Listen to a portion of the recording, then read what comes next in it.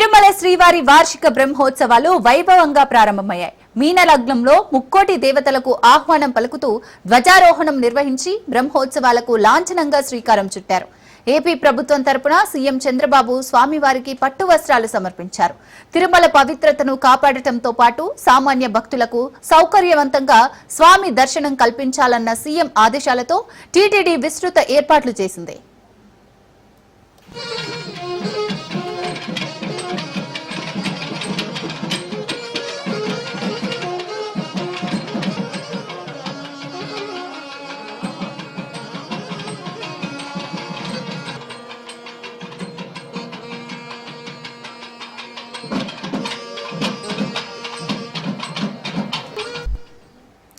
భక్తులు వాహన సేవలు, సాంస్కృతిక కార్యక్రమాలు వీక్షించేందుకు ఈ ఏడాది 36 ఎల్ఈడీ స్క్రీన్లు ఏర్పాటు చేశారు.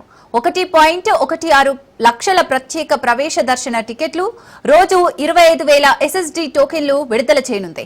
భక్తుల రద్దీ దృష్ట్యా అన్ని ప్రివిలేజ్ దర్శనాలు రద్దు చేసి వీఐపీ బ్రేక్ దర్శనం, స్వయంగా వచ్చే ప్రోటోకాల్ ప్రముఖులకు మాత్రమే పరిమితం చేసింది.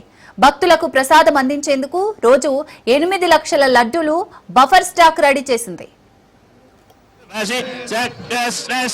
సయుధ ఇంద్రో గణేన సమపాబాహు సద్యో దధన్వా ప్రతిహిత